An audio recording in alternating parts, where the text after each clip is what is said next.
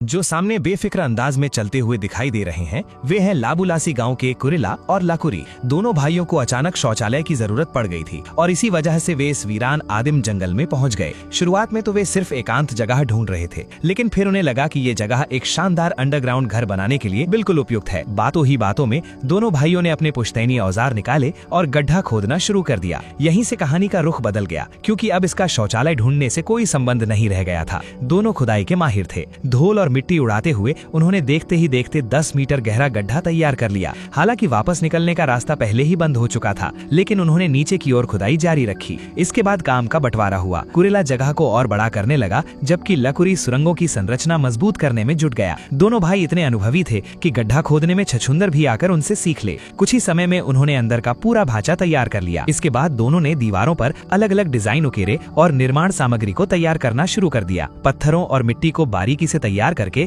उन्होंने फर्श और दीवारों को चिकना बनाया। चारों हाथ इतनी तेजी से चलते रहे कि देखते ही देखते पूरा ढांचा शानदार दिखाई देने लगा। उन्हें देखकर ऐसा लगता था मानो उन्होंने डिग्री नहीं बल्कि निर्माण कला में महारत हासिल की हो। रहने की सभी सुविधाएं जुटाने के लिए उन्होंने प्राकृतिक पदार्थों की मदद से अलग अलग रंग भी तैयार किए। कुछ रहस्यमयी चीजों और पेड़ों से निकलने वाले सफेद रस को मिलाकर उन्होंने प्राकृतिक रंग बना लिए। इसके बाद मिट्टी की ढलान को लाल ईंटों जैसी बनावट में बदल दिया, जिससे पूरा गलियारा बेहद आकर्षक दिखने लगा और घर का रूप पूरी तरह बदल गया। फिर दोनों बांस लेकर आए और दूर स्थित नदी का पानी अपने अंडर वाटर घर तक पहुंचाने की व्यवस्था कर दी। पानी के बहाव का फायदा उठाकर उन्होंने नदी का पानी सीधे अपने घर की ओर मोड़ दिया। हालांकि नदी काफी दूर थी, इसलिए पूरे घर को भरने में समय लगना था। इसी दौरान उन्होंने रात के लिए एक साधारण बिस्तर भी तैयार कर लिया ताकि आराम किया जा सके। समय बीतता गया और आखिरकार पानी पूरे स्थान में भर गया। अब उनका अनोखा अंडर वाटर घर पूरी तरह